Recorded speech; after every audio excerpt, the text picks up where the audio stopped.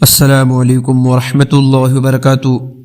اپنے اندر ایمانی غیرت اور دینی حمیت پیدا کرے۔ All India Muslim personal law board کے اجلاس عام برائے خواتین سے مقررین سے مخاطب۔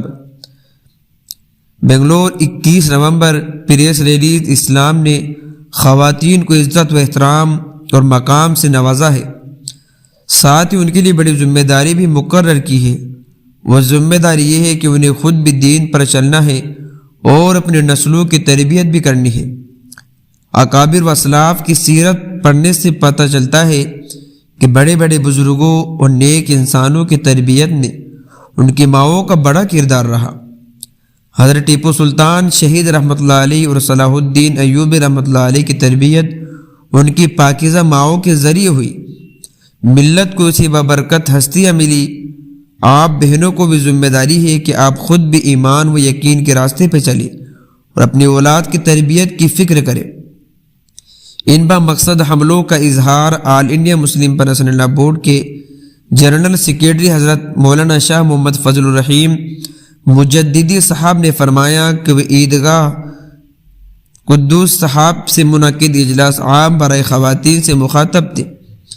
اجلاس عام آل India Muslim personal law board کے زیر اہتمام مورخہ 20 نومبر 2024 بروز بدھ کو صبح 11 بجے منعقد ہوا۔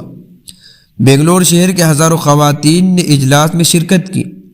مولانا محمد فضل الرحیم مجددی صاحب کی صدارت تقریر سے پہلے خواتین کے جمع غفیر سے خطاب کرتے ہوئے بورڈ کے سیکرٹری حضرت مولانا محمد عمرین محفوظ رحمانی صاحب نے کہا کہ موجودہ حالات میں مایوس ہونے کی ضرورت نہیں۔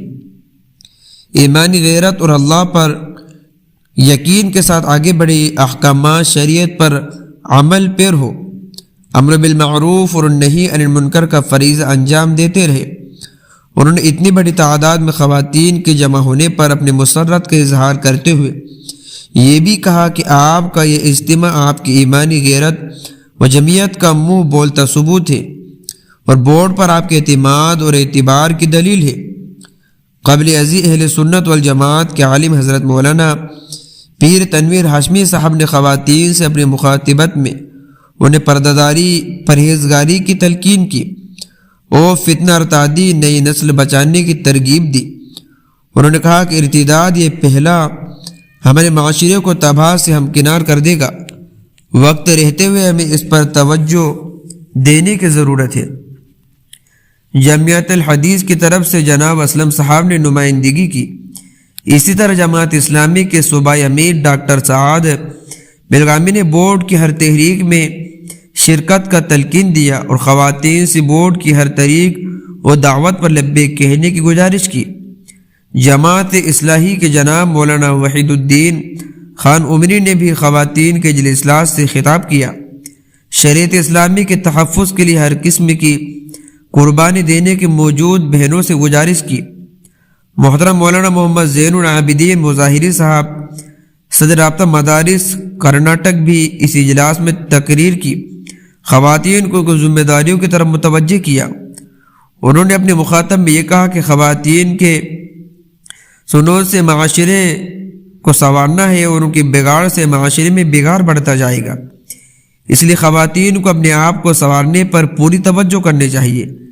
اس موقع پر افتتاحی خطاب جناب مولانا محمد مقصود عمران ارشادی صاحب امام و خطیب جامع مسجد سٹی بنگلور، انہوں نے جوش و جذبے کے ساتھ بہنوں کو وقف ترمیمی بل کے مخالفت کے سلسلے میں متوجہ کیا اور ہاتھ اٹھوا کر ان سے یہ عہد لیا کہ وہ ہر قیمت پر وقف ترمیمی بل کو مسترد کرے گی، توحید کی امانت کو سینے سے لگا کر زندگی گزاریں گی۔